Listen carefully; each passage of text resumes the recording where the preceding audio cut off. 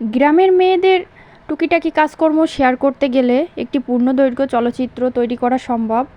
কারণ তাদের সকাল থেকে রাত পর্যন্ত অনেক অনেক ধরনের কাজ থাকে, যেগুলো শেয়ার করতে গেলে আসলে একটি ভিডিও অনেক বড় হয়ে যায়। তার থেকে কাটছাঁট করে ছোট্ট করে একটু উপস্থাপন করার চেষ্টা করলাম। তো নমস্কার সবাইকে, আমি জ্যোতি। আমার ছোট্ট একটি সারাদিনের টুকিটাকি কাজকর্ম আপনাদের মধ্যে শেয়ার করার চেষ্টা করলাম। তো সকালে এই যে চা নাস্তা করে তারপরে কাজে লেগে পড়েছিলাম। গতদিন যে বাজার থেকে কচুরলতি নিয়ে এসেছিল সেটাই বেছে রাখবো, না হলে পরবর্তীতে শুকিয়ে গেলে কিন্তু ভালোভাবে পরিষ্কার করতে পারবো না। তার জন্য ভাবলাম যে কেটে বেছে ফ্রিজে রেখে দেবো, তাহলে ভালো থাকবে বেশ। তো এই কচুরলতি বাছতে গেলে অনেক প্যারা ভাই। খাইতে তো খুব মজা, কিন্তু বাছতে গেলে অনেক প্যারা। যাই হোক, বাছতে তো হবে যেহেতু নিয়ে আসছে। আর এগুলো কিন্তু খেতে মাছ দিয়ে রান্না করলে খেতেও বেশ মজা লাগে। যাই হোক, আস্তে আস্তে করে সবগুলোই একে একে বেছে নেব। একটু মোটা হলে তো পরিষ্কার করতে সুবিধাই হয়, কিন্তু চিকুনগুলো আসলে অনেক কষ্ট। দেখেছো, যেগুলো লতি পেয়েছি তার থেকে ময়লা বেরিয়েছে দ্বিগুণ। এতগুলা ময়লা বের হয়েছে। আর এই যে বাসি বাসনপত্র রয়েছে ওগুলো মাজতেই যাব, তার জন্য ভাবলাম ওইটাই ময়লা ফেলি। তো এই যে মেজে ধুয়ে নিয়ে এসেছি, সকালে নাস্তা করেছিলাম সেই সবই এই যে ধুয়ে মেজে নিয়ে আসলাম। এখন জায়গায় রেখে দেব। এভাবে দলা করে রাখলে কিন্তু কাজটা বেড়ে থাকবে, তার থেকে হাতে হাতে সবটা শেষ করব, তাহলেই হয়ে যাবে। তারপরে এই যে গরুকে তো খাবার দিতেই হবে। গরুর যাদের আছে তাদের কাজের অভাব নেই। তো গরুকে খাবার দিয়ে দেবো, আমার দুইটা আছে। তো এদের আমি খাবার দিয়ে বাকি কাজ করতে যাব, এরা খেতে থাকবে। তারপর এসে ওদের গোয়াল টোয়াল পরিষ্কার করে দেব, তাহলে অনেকটাই ফ্রেশ থাকবে। পরবর্তীতে আসলে আমার কষ্টটা কম হবে গোয়ালে। তো এই যে দেখো, খাবার খাইতে দিতে যে আমার অবস্থা। এখন ঘর মুছতে যাব, এসে দেখি আমার মপটা ভেঙে গিয়েছে। কি একটা অবস্থা, এখন আমার হাত দিয়েই মুছতে হবে, সেই অনেক কষ্ট। এখান থেকে হঠাৎ করে ছেড়ে দিয়েছে আর কি, এটা অনেক 2-3 বছর হয়ে গিয়েছে আর কি, মুছতেছি এখনও। তো যাই হোক, নতুন একটা আনতে হবে। তো আজকের মতো তো হাত দিয়েই মুছতে হবে, হাত দিয়েই কাজ চালাতে হবে আর কি। যাই হোক, এখন ঘরটা মুছে নিব।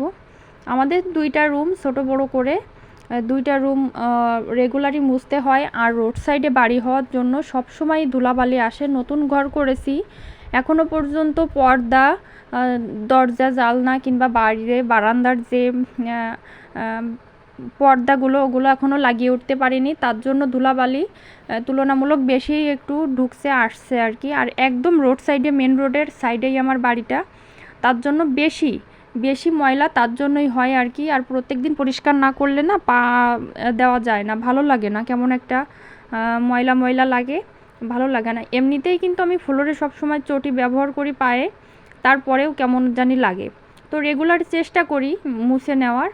তো ঘর মোছার আগে যেটা কাজ থাকে, যে বিছানাপত্রগুলো ভালোভাবে ঝেড়ে মুছে পরিষ্কার করে নিই। এটা হলো সাইডের রুমে, এটাই আমি সারাদিন থাকি।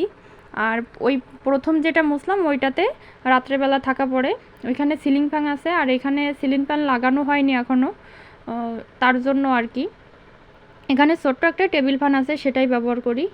আর এই পাশের রুমটা, আমার এই পাশের রুমটা বেশ ঠান্ডা, এখানে রৌদ্র কম লাগে, এজন্য ভীষণ ঠান্ডা এই পাশের রুমটা। আর ওই সাইডের রুমটা দিনের বেলায় বেশ একটু গরম লাগে, তার জন্য আর কি এই সাইডে থাকা। তো এই যে দেখো, আমার ছোট্ট রুমের ভিতর ছোট্ট করে একটা ঠাকুরের আসন, ওটা একটা পিঁড়ির উপর পেতে রেখেছি। আমি এখনও আসন তৈরি করে উঠতে পারিনি। আর এখানে একটি ট্রাঙ্ক আছে, ট্রাঙ্কের উপরে ওই যে ছোট ছোট বয়াম দেখছেন, কৌটাগুলো, ওতে বিভিন্ন প্রকার খাবার জিনিস আছে, চাউল আছে। যাই হোক, ওখানে সেলের দেখেছে, সেলের কি বলে ওটাকে, টিউয়ে হাওয়া দিয়ে রেখেছে, ওইটা দিয়েও সাঁতার কাটে। তো এখানে একটা ওয়ার্ড্রপ আছে, ওয়ার্ড্রপের উপরে এই যে টুকিটাকি জিনিস আমি চেষ্টা করি সবসময় হাতে হাতে গুছিয়ে নেওয়ার, তাহলে আমার কাছে মনে হয় যে কুঁড়েঘর হলেও দেখতে বেশ সুন্দর লাগে।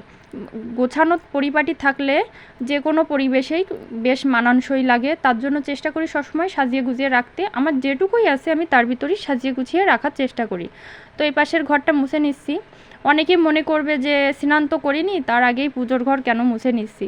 আসলে করার কিছু নাই, 2টা রুম অ্যাটাচড করা। আর এখন যদি আমি না মুছি, সম্পূর্ণ রুমটা স্নান করে এসে মুছতে গেলে আমি আবার স্নান করে যাব, ঘেমে ভিজে যাব।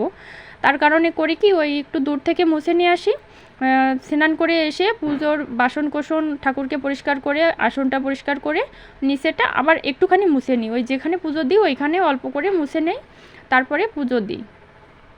তো এই যে আমি খাটের তলা টলা ভালো করে পরিষ্কার করে নিব, যেটুকু হাত দেওয়া সম্ভব আর কি, সম্পূর্ণ পরিষ্কার করে নিলে একদম ফ্রেশ থাকে।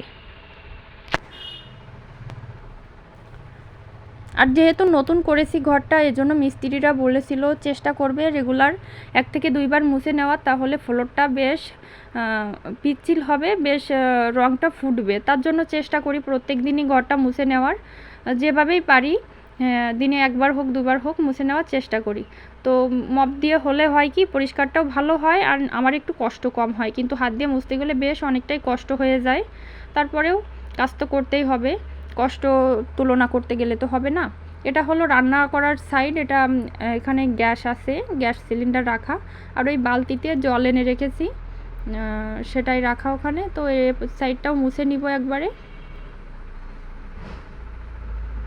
তো এই ঘর মুছতে এটা তো নিত্যদিনের কাজ, নিত্যদিন করতেই হবে। আরও অনেক কাজ থাকে যেগুলো আসলে শেয়ার করা হয় না, যেমন বাইরে থাকে উঠান ঝাড় দেওয়া, ঘর বারান্দা ঝাড় দেওয়া থাকে, আরও কত না কাজ থাকে, সেগুলো তো শেয়ার করতে গেলে সেজন্যই বললাম একটি পূর্ণদৈর্ঘ্য চলচ্চিত্র তৈরি করা সম্ভব। তো বাবা কলা দিয়ে গেছিলো, সেই কলা দিয়ে আজকে ভোগ নিবেদন করলাম ঠাকুরকে। এই যে ঠাকুরকে দর্শন করে নাও। তো যেভাবেই যখন যা পাই হাতের কাছে সেটা দিয়ে ঠাকুরকে ভোগ নিবেদন করার চেষ্টা করি। রেগুলার ওই একঘেয়েমি চিনি নকুলদানা বাতাসা দিয়ে ভোগ দিতে কেমন একটা লাগে আর কি। তো দুপুরে খাবার টাবার খেয়ে নিয়েছিলাম, আর এটা ছিল রাত্রেবেলার রান্না। তো এই আর কি।